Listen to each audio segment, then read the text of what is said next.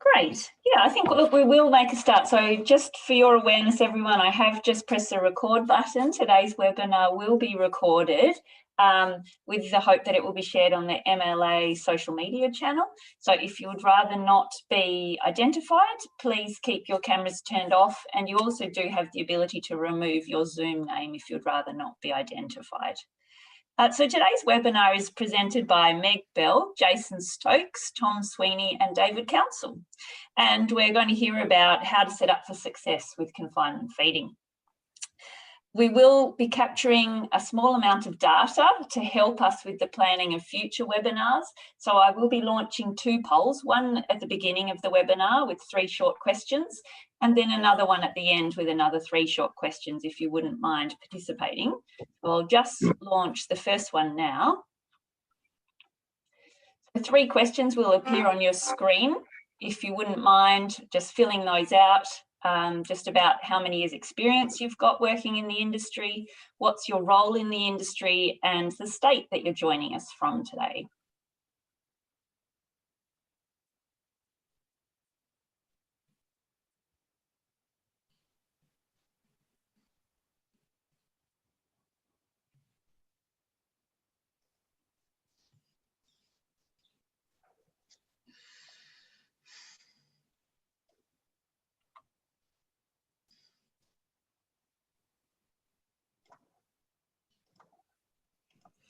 Great, I'm just seeing those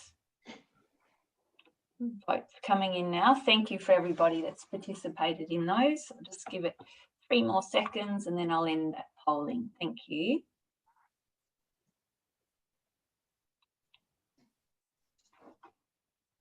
Excellent. All right. Well, I think I might hand over to Meg in a second to begin the session. So Meg Bell will be facilitating today's panel discussion. Meg runs her own business, Coleraine Livestock Consulting. She grew up on a cropping and beef property in South Australia, and since finishing her university study, Meg's had experience in various livestock industries in both Victoria and South Australia. Meg works with individual producers as well as with farmer groups. So I'll hand over to you, Meg, to begin the discussion. Thank you. Thanks, Joe. It's always nice to have somebody introduce yourself and introduce you and kind of give you a rundown and remind you of all the things you've done, isn't it? So thanks so much for having us today, Joe, and all doing the majority of the legwork. Really appreciated.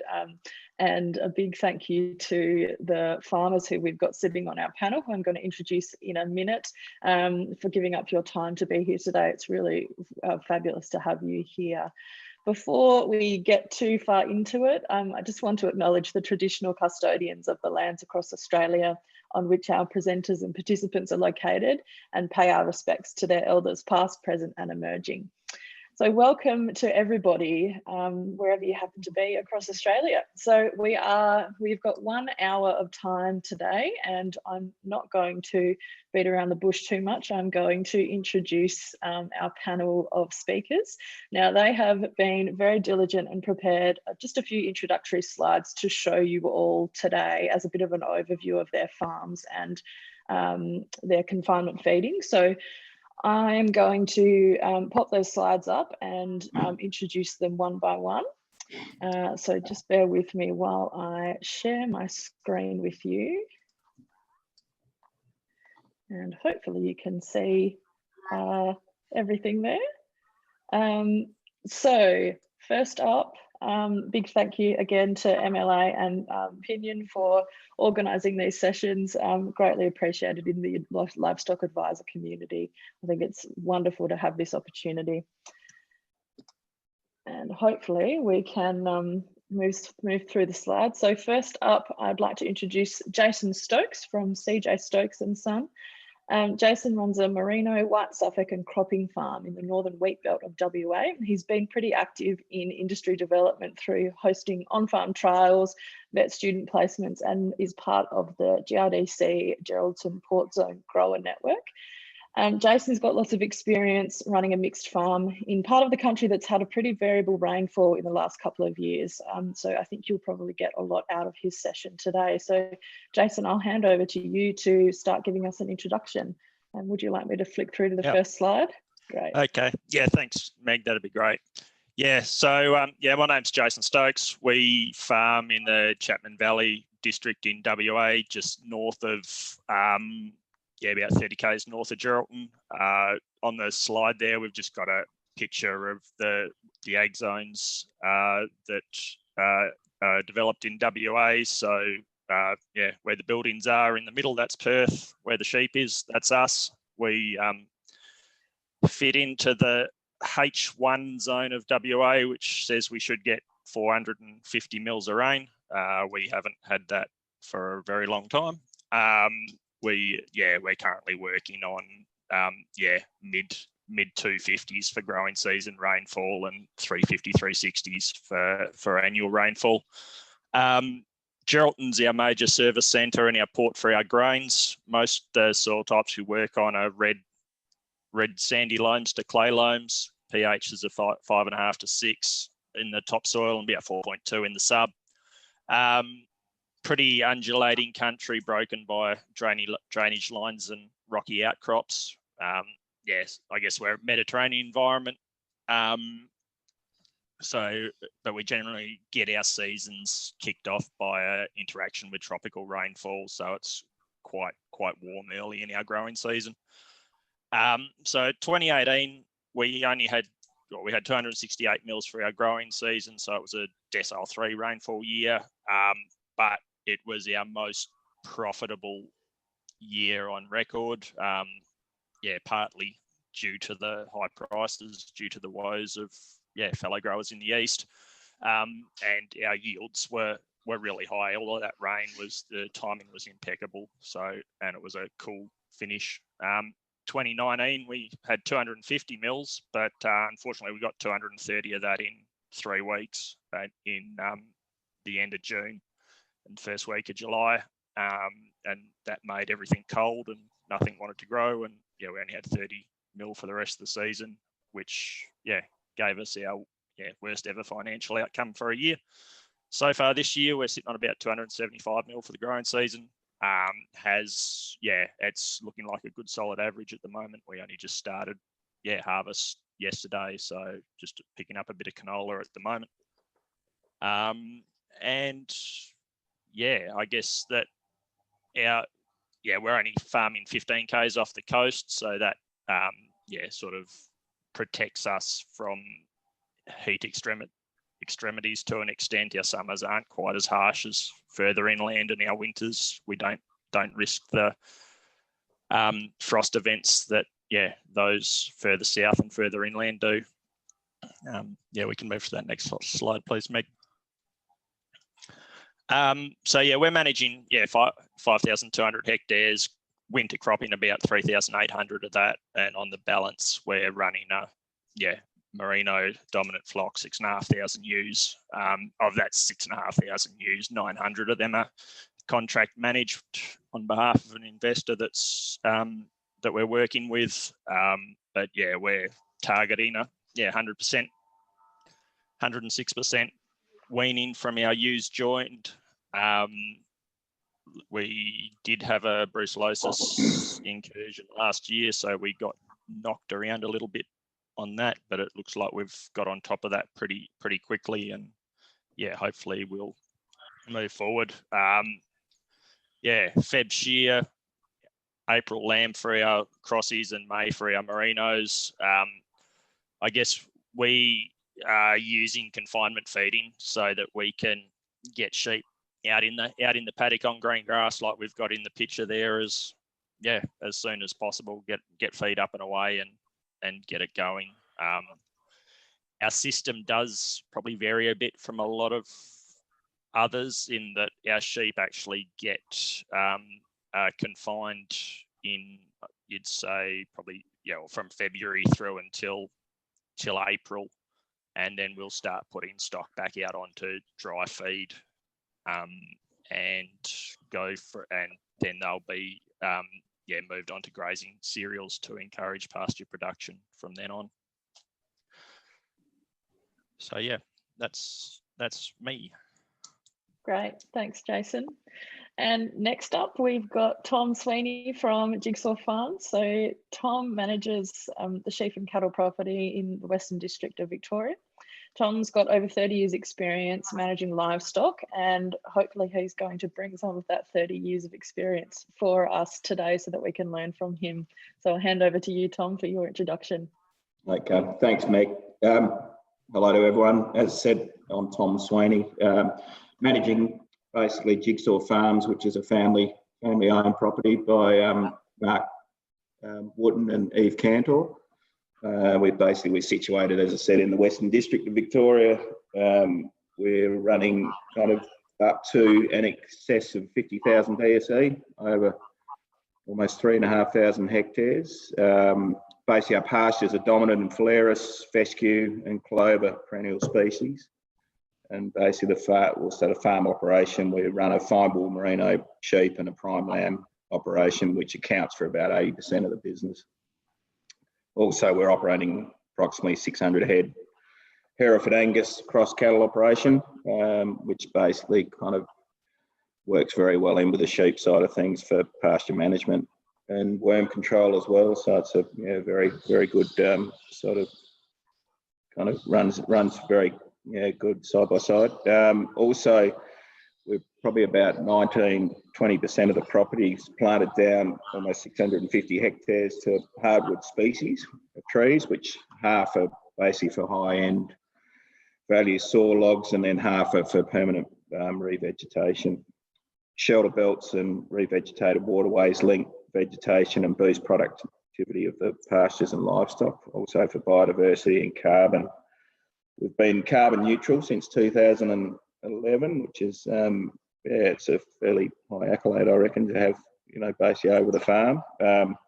We're very much a high input, high output production. So, I mean, we're not organic any means. We still use basically for chemical fertilisers, urea, herbicides. So, so very much on that side of things as well, running high stocking rates. So we're running between two properties. Main property's running about 21 DSE, and then the other farm's running about 18 to 19 DSE. So we certainly have, especially during most of the year, we've certainly got plenty of mouths stacked on. Which so basically with the dry months and leading up to the pasture and kind of sort of the autumn break, containment feeding is a very important part of our business. And one of the main focus points that we really kind of push here is trying to retain ground cover to, well, as close to 100% as possible. But I mean, it's obviously can change very much through different years and things. But and that's what probably is part of our trigger point when we do kind of try and get. I mean, we haven't got everything in containment, but we basically try and get probably 80% of our stock in containment. Also, we've had an introduction of a lamb and sheep feedlot, which has allowed animals to be fed and reach turn-off production weights a lot quicker than the paddock feeding system. So hence also preserving pasture cover. Probably if we go on to the next slide, I won't go too much into it because I think we're going to basically, but as I said, with a fair part of the property planted down to the hardwood species, it's also certain times of the year we're able to put livestock into and kind of use them as containment feeding. So it's a perfect sort of scenario for that. We've just got to be very careful that they obviously don't chew the bark too much of the trees. So hence putting a lot of straw and kind of fibrous. But it's just a great system to use. So that's the thing with, as I said, we're not probably, totally, we've obviously got the feedlot as well. Then we utilise sacrifice paddocks as well. If we go on to the next slide, the paddock on the right, that was a sacrifice paddock, and it's basically feeding silage with grain on top. And it was a fairly simple system, worked very well. So we basically, as with our perennial pasture system, we try and target paddocks that are obviously getting run down, and then we can utilise them over that summer period for a sacrifice paddock, and hence leading into a pasture renovation program. So this is a still troughing system. This was more in the feedlot, basically, this system, but the slide on the right, that was a previous property I worked on. Sorry, on the left, sorry. Previous property I worked on. So that was a drought containment area. And then it's basically had two paddocks, mirrored image. So we had one as a feed pad, one as the water yard, and then hence that's when we put the basically a still troughing system in, because it was a way of being able to utilise. Then we actually went into a total mixed ration, but it was a way of utilising a cheap form, hence canola meal or something as a cheap form of protein. So, and that was one of the kind of systems that we led to in there. So look, I probably won't go too much more into that. Again, they're just some of the systems we've used there, but I can probably go further into that later in the basically webinar. So that's probably about me there, really, I suppose, and then we can go from there. Thanks, Tom. I was really interested by these slides and these photos when you sent them through. I thought there's a couple of really just cheapish, you know, straightforward kind of simple things that you've done that could easily be replicated elsewhere. So I think they're really good photos to see. So thank you. Welcome. Next up, we've got David Counsell. Welcome, David. David is from Dunblane Pastoral up in central Western Queensland, and he runs a wool sheep property with the occasional adjusted cattle.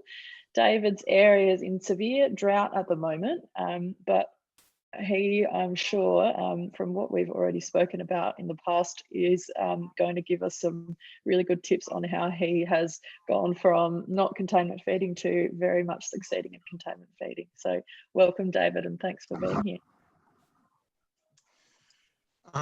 Thanks very much there, Meg. And I guess looking at all of Tom and Jason's slides, I guess that's the definition of a green drought you guys have got there. It looks terrible.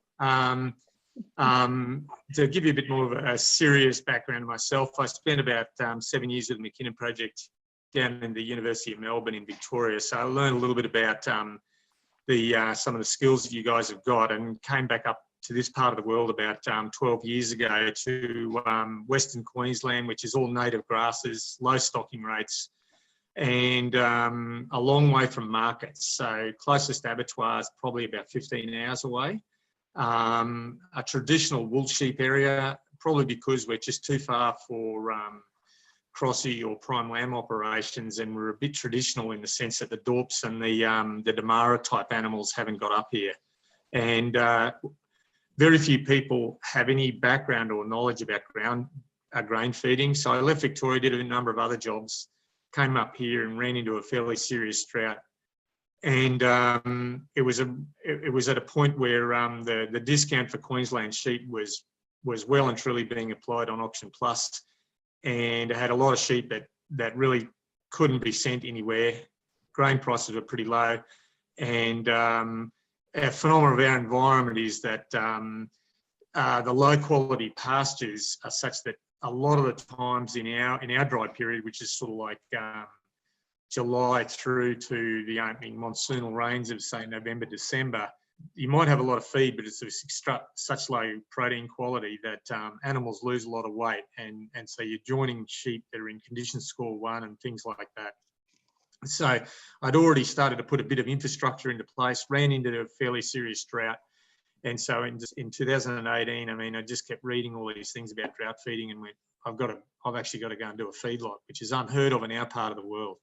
So the first year I did this. So I guess where I'm coming from compared to Tom and Jason is I'm one of those, I'm fresh off the blocks on this as a bit of an amateur, and up against the pros there with all their good infrastructure and other things. So I'm speaking to the beginners amongst all of you, because I've learned from the Toms and Jasons of this world about how to do this rather than telling anyone else how to do it. I made plenty of mistakes. First year we did it, 1,800 weaners for about 8 months. Hay, we were serious drought. Queensland, you just couldn't get hay. You're paying over $1,000 a tonne landed if you could find some.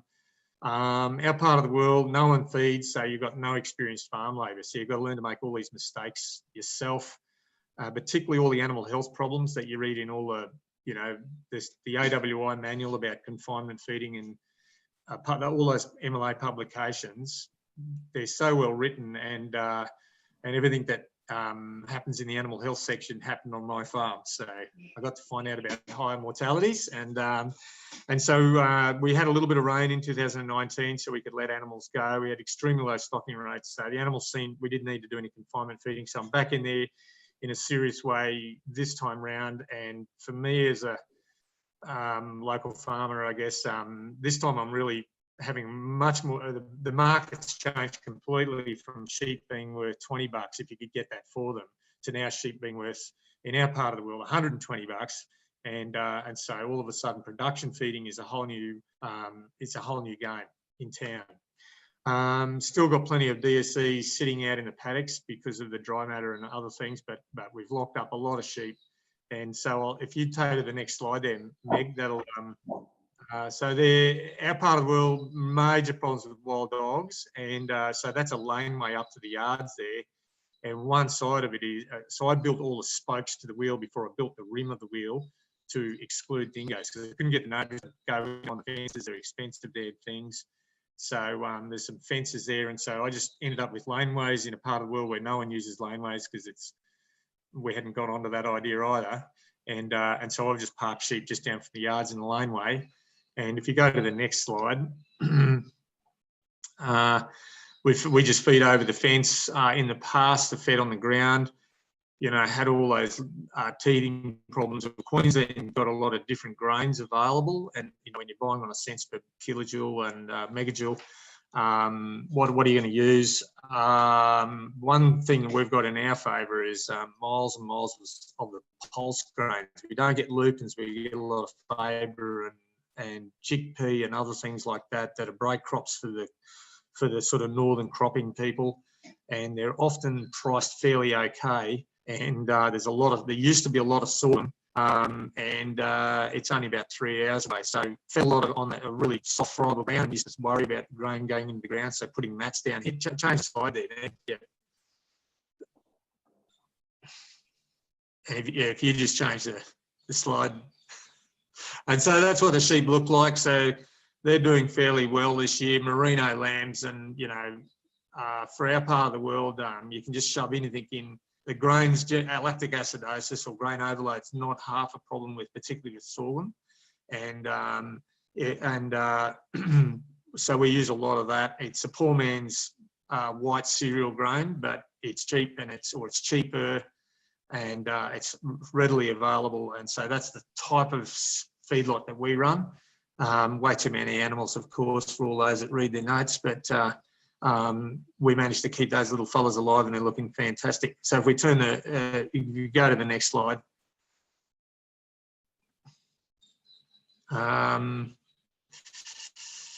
Should be another slide coming up that just shows. Yeah, that's appearing for you. I think you might have so a little that's bit of how a lag, we David. do all of our feeding. Yep, okay. And so for a beginner, there's some really good signs there. There's no bloody shy feeders in sight. One of our issues is that it's 42 degrees there. It's bloody hot, and it's hot for most of the time the sheep are in. For when you've got a failed summer and you're waiting around for the monsoon to arrive, it's really hot. So you know, we've got some real beginner issues there with you know, garden hoses into sheep troughs that are leaking and other things like that. But largely all of that has worked really well for us, and so that just gives you an understanding of how we've done the feedlotting. And I reckon we go to the questions there, Meg.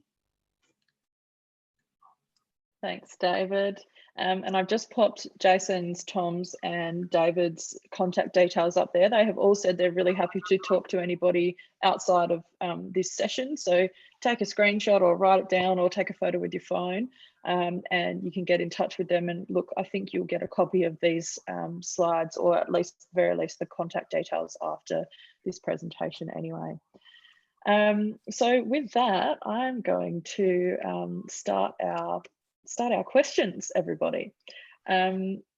So we've got quite a series of questions to get through. Now, please do, if you have got questions as we're going through, please pop them into the chat box, and we will address them either as they're coming through, if it's a clarification, or right at the end if they're sort of questions that we haven't covered.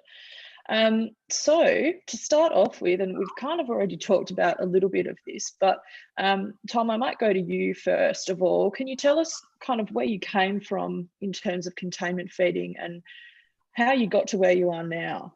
Right, yeah. Well, as I said previously, kind of a few of the properties I worked on were more traditional run properties. operations. So set stocking was probably, the main sort of way of grazing. Probably some of the issues that arose were basically always unable to budget or plan with our feed reserves. So pasture levels were always short, so you could never really kind of tell basically how much the pastures are actually growing, because they're always, probably overgrazed. One of the main issues, we were forced to sell stock early, below target weights when things got tight. So you basically always in the wrong sort of box at that time. Overgrazing or constant grazing leads to reduced pasture growth and pasture life. So then you basically were getting introduction of less desirable pasture species, weeds, etc., and leading to basically increased costs with resowing of pasture due to non-productive pastures. So, and probably for the last 12 years, been more involved in basically rotational grazing. So, and also with the development of drought lot, and then, which I showed earlier in some of the pictures, and then into a containment feeding system. Smaller paddocks, which allowed more even grazing pressure, and most of all important was actually allowing pasture rest. So we were basically doing on a 20 to 30 day cycle. So basically once one paddock was grazed, stock weren't allowed back into again until another 20 to 30 days, which just gave that pasture rest, and then basically went, for increased pasture growth. Also, which basically David spoke about, was merino weaner production. It was just a bane of basically of my life. So we're always found that trail feeding and grain on the ground was in bigger paddock scenario. As soon as you got a little bit of rain, basically weaners were just chasing that green pick and just going backwards. And then we had the acidosis problems because they were coming back onto the ration again, and it was just a nightmare. So, and also very soul destroying. So with the basic introduction of containment feeding was the next phase, and through, as I said, with that troughing system, and then we're able to put that higher protein ration into them, and we basically found that we were getting, basic production levels of almost a crossbred operation with merino lambs, and as I said, over the last few years with the increase in value of stock, it's just been phenomenal. So so that's probably where I'm at now, I suppose, and just into a higher production system, basically. Thanks, Tom. Jason, I'm going to throw to you. If you could tell us a bit of your story, where you've come from and where you've got to with your confinement feeding on your place. Yeah, okay. So I guess our situation was a little bit different to Tom's. I guess the first year I was back on our home farm, 2006, walked straight into a decile 1 year. So that taught me the lesson of make decisions early and stick to them. From there we come 2012, the live exporting sheep. There was a boat that got rejected from the Middle East and then ended up at Pakistan and ended up in the news. The day that broke was the day we put our merino rams out. So it was a pretty big call to open the gate that year. And at that point, we decided that we couldn't we couldn't be focused on that live export. So we changed our systems then to producing merino weather lambs for the domestic market, which meant we went into set up confinement feeding pens at that time. They were mainly just 40 by 50 metre pens with fabricated shelters, with a couple of lick feeders in each one and ad lib hay. We've refined that, and I guess we utilise that infrastructure. We've always had some form of trail feeding at the break of the season. Generally, our hoggets will all end up in confined feeding. Initially, that was just trail feeding and hay. We've recently gone to total mixed rations, just to enable us to use cheaper feed sources and have a lot more control over the diet. So we're feeding ewes in the last trimester of pregnancy. So getting it right. There's it's a pretty big risk reward. If we get it wrong, we can cause ourselves some major issues. Yeah, for sure. Yeah, and I guess around that as well, that we're probably pushing our stocking rate pretty high compared to a district average, and as you push your system more, you've got to have, I guess, get out of jail cards, and they never get out of jail free, but at least you need to have an exit strategy, and this is part of ours to make that system a little bit more robust. Thanks, Jason. And I have seen we've got a question in the chat box, and it's actually going to be answered in our next question that I ask each of the panel members. So it will get answered in the scheme of things if you could wait on that one and pull me up if I don't. David, I'll throw to you next. Where have you come from and where have you got to? I know you've talked about this a little bit in your introduction, but if there's anything else you'd like to add to what you've said before. I'd reiterate the experiences that Tom and both Jason also said, is that I got forced into doing it because we had animals that weren't worth anything in southern and a bigger drought in New South Wales where our restockers all go to, and so I had to hang on to them. So I started feeding in a yard. They would have died if I hadn't done anything else, and now all the benefits and the intangible ones that you don't realise are going to happen. It's shifted me from being a price taker to often a price maker when we're selling sheep, because I can say no and they can just stay in a feedlot. Feed wedges is a question that is never been talked about in Western Queensland, but I'm now starting to go, well, why don't I just, when it starts to rain, why don't I just yard everything and feedlot it for 3 or 4 weeks to get a feed? There's just so many benefits that you don't realise are there. Sheep that are going to die, you can park them in the feedlot with all the others, and they might survive. There's just so many little benefits that occur, and so I'm moving very quickly into a system that's got a lot more production feeding going on, and also a fairly large component of maintenance feeding. And sometimes you're not feeding for a production target, meaning they're heading to an abattoir. They're heading off farm because they're pregnant, or they're heading off farm because they look good and they're very saleable, rather than they're actually hit 45 kilos and they're ready to have their heads lopped off. So the options and the flexibility it gives you just keep coming. Thanks, David. Yeah, I think that's definitely something that I have heard a lot of people talk about, just the flexibility it gives you in ease of management and the ability to make those decisions with a bit of cushioning and a bit of backup that, you're not going to totally run out of feed or something like that. So next off, I would like you, if you could delve into a bit of the technical nitty-gritty sort of stuff and tell us about the setup of your containment areas. So David, you've already talked about yours. You've said yours is a pretty basic one. I think it looks pretty good.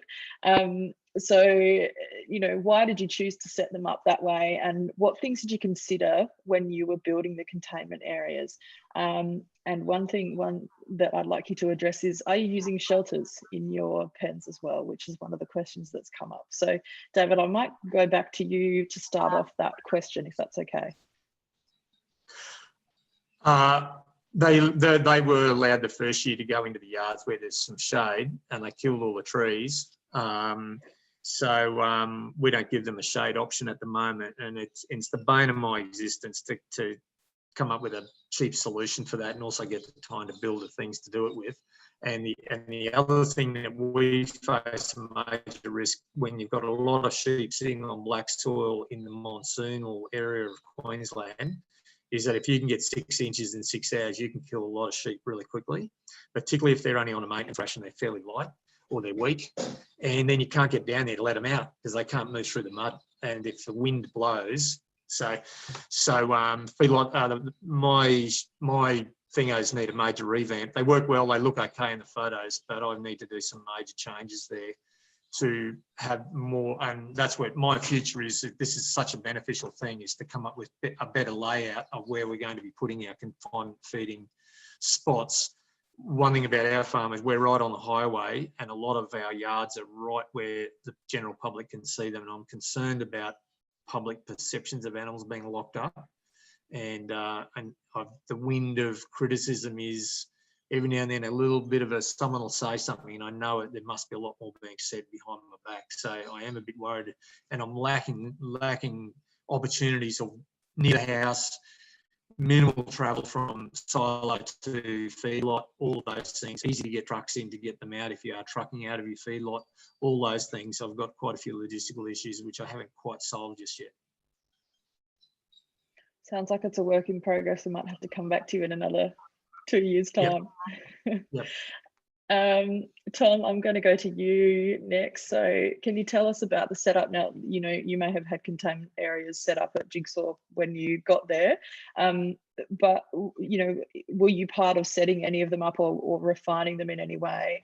And what sort of things did you consider when you were setting them up the way you have? Well, probably previous property I managed was probably more of a setup there. And again, we were fairly lucky because we already had down the driveway, there's a big kilometre line of cypress trees. So we basically had a fair bit of shelter there, and that's where the initial drought lot was. But as David mentioned, you know, we had big old red gums, 60, 70-year-old red gums, and they'll kill them, you know, in a season. They'll basically ring bark them. So I mean, probably my advice there is if you can, any form of, you know, well mesh or anything to actually circle around the trees to kind of keep them from, I mean, even we're providing basic straw and everything, but they still, I think it's probably a little bit of boredom too when they're locked up in the containment areas and they'll chew the trees. But so basically, as I said before, with the mirror image for the pens, so the feed pen, because when you've got kind of 400 or 500 ewes in a paddock and it was about what they were 70 by 70 metres. So we'd lock them up each morning into the water yard, because if you try and go in there with a feed trailer, you know, with 400 ewes, you end up running over half of them. So it's basically, that was probably the main principle of that, but also we were using a silage mix. So we put down silage first and then grain on top of it, and then we'd let the sheep out onto that. But probably my three main important things, obviously, that shade and shelter, and then with one of the other slides where at Jigsaw here, where we've got the shelter kind of sheds, I suppose we call them, and the way we look at it, I mean, look, it doesn't have to be pretty. I mean, we're lucky now; we've got, you know, a very good setup there. But I mean, when people ask me about containment feeding, and I think the thing that probably stops them from doing it a lot of the time, they think, well, where do I start? But I mean, the main reason, just use secondhand materials. It doesn't have to be pretty as long as it works. So, you know, and start small is probably what I say. You know, just start with 1 or 2 pens and go from there. You know, you don't have to suddenly lock all your sheep up in 1 year, and then you just keep building on it from experience, basically. So, but it's interesting with those shelter sheds, you know, not only for the heat, but also for the cold. You know, the sheep get behind them, you know, as soon as there's a bit of a cold breeze. So they definitely utilise them, which, you know, work, you know, very well. So. Yeah, so that's probably, and then obviously a very good water flow, and that's hence those PVC troughs that we use. And we just got one of the cobweb brushes, and basically every morning just give it a quick swish out, because again, they, like sheep, the tendency with having grain in their mouth, they always go straight over and put it straight into it and have a drink, and it certainly fouls up the water very quickly. So basically shade, protection, and water quality is probably two of the main things there on those lines. Yeah. Thanks, Tom. And Jason, what about you? When you were setting up your containment areas, you know, was there a reason behind why you set them up the way you did, and what did you consider when you were putting that containment lot together? Yeah, I guess, yeah, our first set of pens were production feeding pens, and so they were built, yeah, close to sheep yards, close to fodder storage and grain storage. We also utilise remnant vegetation patches as well within the farm for containment feeding. So yeah, we've got quite a lot of like breakaway country and drainage lines that are fenced both sides, and so we have them in sort of 5 hectare, 6 hectare patches, and a couple of hundred sheep in each one. In those, we're either feeding total mixed rations onto a mat, or trail feeding grain onto mats. The lick feeder system for me is like, it's easy, but we find there's a lot more shy feeders in that system than the other systems. We're only in the development phase of making pens suitable for the total mixed rations. We'll be converting production pens from lick feeders into having fence line troughs, similar to, we're going to be making ours out of rubber, but they're similar design to what Tom's got there. Because that'll just make it a lot more efficient to feed, not having to open gates and travel as far. Yeah, for sure. Yeah, I guess that. On the water side of things, is another thing. We're fortunate that we've got good quality groundwater and lots of it. So, but we use the 10-foot cattle troughs within our feedlots just to keep that water temperature down. We've found that anything like the shallower water just gets too hot during the summer here for them. So yeah, that's probably one difference to what Tom was looking at. Yeah, thank you. That's some really good tidbits there that are coming through, and I've seen a few questions coming through in the chat box, and we are going to cover them in the questions that I've actually pre-prepared for these guys. So please yell out again if we haven't covered it by the end, but I'm sure that we will get to it. So the next question is, we've talked a little bit about maintenance feeding versus production feeding. I just want to get into a little bit of how you actually handle that. Are you using, as Andrew's said in the chat box, are you using a heat ration, David or Jason or even Tom? And how are you, is there any change between feeding for production and feeding for maintenance in terms of the type of ration you're feeding or the way you're feeding? So Jason, I might go to you first. I guess in our production systems, we're feeding to push growth rates as quick as we can. So the less time on in that feeding system, obviously the better it is for our from a financial perspective. With the confinement feeding systems, our confinement feeding ends up being production feeding, but in a different sphere. Like we're targeting a condition score for our ewes to be in at the time of lambing. So we pre going into confinement feeding, we're preg testing and then setting our mobs according to pregnancy status, whether they're and condition score, and then we'll develop rations with the assistance of a nutritionalist to get our singles up to condition score 3, and hopefully 3.2, 3.3 for our twin bearing ewes. So, and I guess the other thing is that we've got to keep in mind that if we've got to not only worry about getting them onto grain, we also have to consider how we're going to be getting them off grain back onto, in our case, generally dry feed or dry feed with a bit of green pick, to get them back into that paddock situation. Yeah. And any difference in the rations for, as Andrew's mentioned in the chat, a heat ration? Not so much a heat ration as such. I guess there's a lot more roughage in our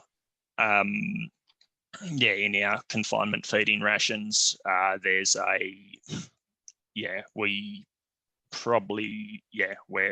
a lot more protective from an acidosis perspective. I guess, when you're production feeding, there's a pretty fine line between maximising growth rate and having losses. So we probably push that production system a little bit harder than we do the confinement system. Yeah, thanks, Jason. David, I'll throw to you next. So difference between how you handle production feeding and maintenance feeding, and are you using a heat ration? No, we're not. And I this year used a consultant, or just got a friend that does a lot of feeding from down south to give me a lot of ideas about how to do this. But it's certainly probably pretty unsophisticated compared to you guys. And I reckon it's just getting a bit unstable, the internet, for you guys. But essentially, yeah, they're more, and we use a lot more. The only thing I can add to what the other fellas have said is that they're obviously eating a lot more, and we've started using, EIDs, and we've got a set of scales sitting right next to the feedlot to try and find those animals that are finished to get them out of the feedlot. They're probably the bullies that are eating everything anyway, and that's about the only, it's pretty unsophisticated compared to what happens down south. We're much less organised in that area. Certainly, lifting ewes to a certain condition score and things like that, we haven't evolved those systems just yet in this part of the world. Getting there, you won't be far away from it by the way you're tracking, I think. Yeah. Tom, over to you. So production feeding versus maintenance feeding, how do you handle it? Are there any differences in the way you do that? Yeah, so probably main production system is obviously with our crossbred lamb operation in the feedlot. So, and with that ration, it's a fairly simple, so that's a total mixed ration, but it's basically, it's a mixture of lupins, 20%, barley, 50%, and then high quality veg hay, 20%, and then you've got basically water, lime and salt with it as well. Last year we used a syrup product that actually came from New South Wales, but with the drought conditions there, actually the company's now actually turning it all into a pellet, so we're unable to get any of that. But we're actually this year, well, when we come up to the feeding of the lambs this year, we'll probably just use water instead of the syrup. So it's still, but the syrup used to just basically, it really made it attractive. I suppose it was that sweet smell, and so any shy feeders, we didn't have any issues with that at all as much. But so that's the main, full-on production system. So they're basically, that's a 42-day ration in there. The merino weaners, we're probably more of you're definitely still a production system, but that's a trail grain system. But we use basically barley, and then we'll have again either a lupin or a lentil mix with it as well, and then the merino ewes are probably just on a straight grain ration, but with straw as well. Again, probably just a trail feeding, but they do get silage as well. So, but again, as Jason mentioned, with the ewes, we're trying to, because when we're feeding, almost up to 20,000 ewes, we're just trying not to blanket feed across the board. So again, condition scoring is a very important tool to be used there. So, and especially the twin bearing ewes as well, that have come off, the rare to twin.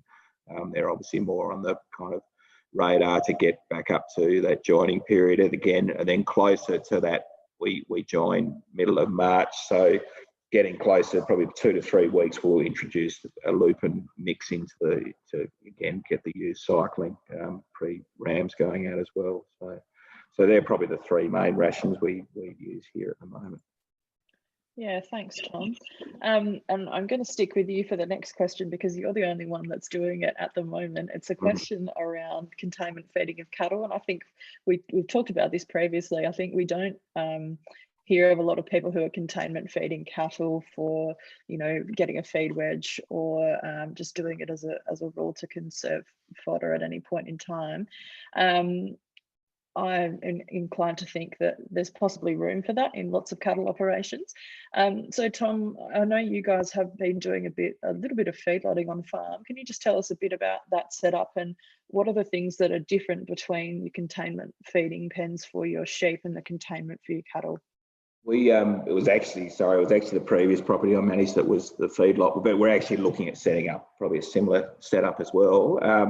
Again, the main thing, because we were feedlotting the lambs as well there, and we had the mixer. So I mean, that's obviously probably the next step up, I suppose, is with the mixer wagon. We thought, well, if we can do it with the sheep, why can't we do it with the cattle? But we just tried to make it pretty simple. So I mean, we did construct a track going in, so earthworks were there, and then basically underneath the troughs there were just those, we purchased them 6 metre long, it was from a company called Bortones. They were concrete troughs, and they worked out to be about $75 a metre, I think, when you added it up. So, but again, we tried to make it very simple. So if it didn't work, we would just basically sell the troughs, and we still retain the feeder, obviously, for the sheep side of things. But it did actually work, very well. So we just had a paddock that was close to the cattle yards, and all I did was, as I said, put a track down the middle with a teardrop at the end, so you could turn the tractor around. So that, because obviously feeding during that wetter time, I just divided the pens I just had 6 pens coming off the central system, but what I'm trying to do, and because you can see in the photo there with the cattle, it does get, in a typical feedlot situation, gets pretty muddy and wet at the feed bunker. But then there's probably 100 metres, I suppose, per paddock. I'm probably going back 150 metres, and the cattle, so as soon as they finish their feeding, then they just go back and they camp on the drier ground. So it wasn't like a true feedlot, I suppose. So it's more like probably still, let's say, a containment area, I suppose. But so that worked really well. So they basically come in, eat the food, and then and the trough, I had the water trough at the other end of the paddock too from the feeds, which I suppose attracted them back to there. So there'd always be more camping around, especially when it was colder and wet. There'd more camp around the water trough. But again, just a fairly simple system. Electric fences was probably the main thing too, to stop the cattle. And then I just had just a steel basically pipe on the top of the above the feed trough to stop them jumping over the bunker and the thing. You get the odd escapee, but again, just simple system, worked well. Thanks, Tom. Yeah, some really good tips there, I think. There's obviously a huge difference between, a lot of those feedlots that probably a lot of us have been to visit on huge, big scale, running professionally and doing it for yourself on farm. But I think taking a lot of those principles from feedlots and implementing them on farm, you're right, it doesn't have to be hugely complicated, but, learning from those bigger scales and making it smaller scale can be really beneficial and really helpful. We've just got a question here from Jeff, and this was sort of hidden a little bit in the questions that I had for you guys, but I think it's a really good one, so I'm going to ask you to address it. What are the 2 major confinement area designs that each of you would change to improve your feeding areas? So length by width or location of water relative to the feed to keep the trough cleaner, or area of head preferred that you'd want in your yards. So David, I might go to you. What are you thinking of changing or implementing in the next couple of years? A dedicated confinement area with a long fence. You can feed over the fence is the way we would want to do it. Our soils are really boggy, and so hungry sheep in a feedlot where you can't move a vehicle for 5 days is a real risk. And our weather's so variable, we don't know when we're going to have one of those rain events. So you've got to have a get out of jail clause on that one with a paddock nearby that you can let them out, and hopefully it's got a little bit of feed left in it. And that's why those feeders are sitting in the yards. If we can see a rain event coming, we'll put grain in those feeders, and they're terrible damn things. They are quite good for small, more production feeding. But so the answer, dedicated yards and automatic sheep feeding system. We need to put power on there for that sort of thing. The rations, I think we've probably got the rations similar to the other guys. I'm not giving that up, but we are using fairly professional rations, sort of mixing and other things like that. Just a dedicated yard laid out in the right way for our vehicles and for the weather is probably what I'm thinking about, and shade. We're conscious of the shade, but this year it hasn't been that hot up here just yet. So, one day I'll find a way of putting up some sort of shade for them. Thanks, David. Jason, I'm going to go to you next. So two major things, or top 2, or even top 3 or top 5 things that you would either change or that you are thinking about changing in the future. Yeah, I guess we're in the process of implementing the converting pens over to total mixed rations. So setting the troughs up for that is what we're at the moment. But we're also increasing our shade area in our pens to about that 0.5 to 0.7 square meters ahead, just to make sure everything's got access to shade pretty comfortably is probably one of the big things for us. We're also implementing shelter belts through between our pens, partly to reduce the wind effect, and helps with the aesthetics of it as well. David, maybe you need to plant a shelter belt along your roadside. provide a bit of protection. Stop people seeing in. David's on mute, so I'm going to go to... Yeah.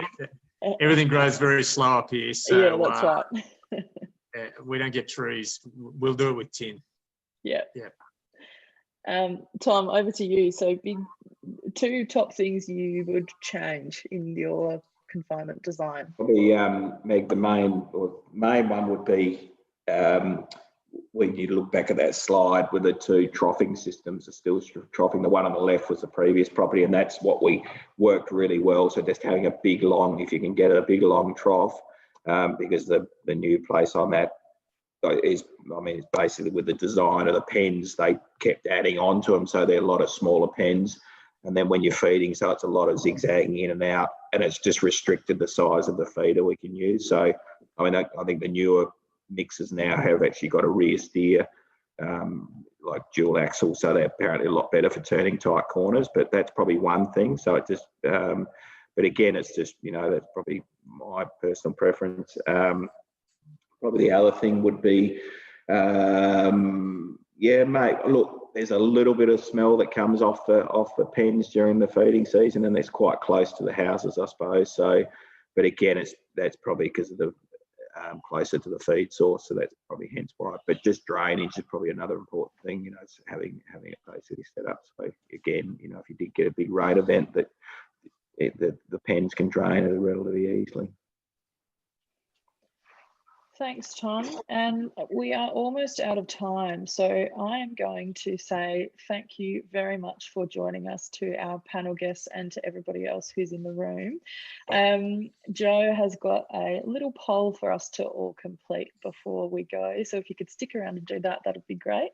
And Joe, have we got any more sessions lined up for early next year, or is this the last one? You'll have to remind me. There's actually one more for 2020. Yes, so the information about that webinar will be up very soon.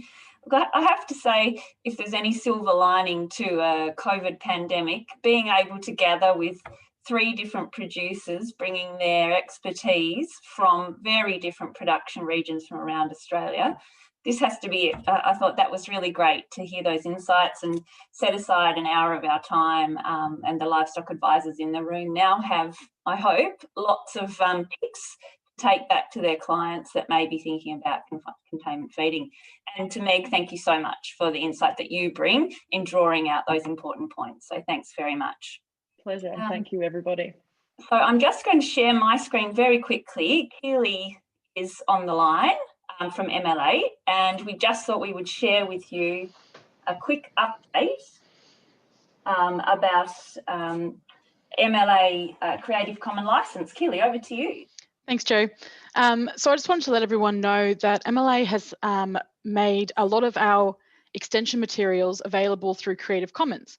And what this means is that advisors can take our extension materials and utilize them to create new programs. You can use them in with your clients, and it can all be done for free. So I just wanted to let you know about that. We've got about 25 publications up there at the moment.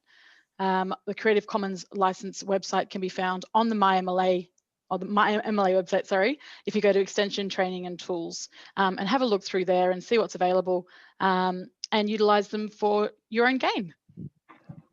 Awesome, thank you, Keely. So yes, as Meg said, I'm just going to launch the very final poll. If you wouldn't mind participating in that, just 3 very quick questions about your satisfaction with the webinar today, and the value and the potential that you might have of using that, any of the tips that you've heard today in working with your clients in the industry. So I'll just leave a couple of minutes there to participate in that poll, and to thank you once again for your participation and for joining us today. And the webinar recording, the link will be emailed out to everybody today or first thing Monday. So thanks again, and thanks to Meg, Tom, David and Jason very much for today's webinar. Thanks, Joe, and thanks everybody for joining. Thanks so much, Joe. Thanks, Meg. Thanks, everyone. It was fantastic. We'll look forward to seeing you at the next one.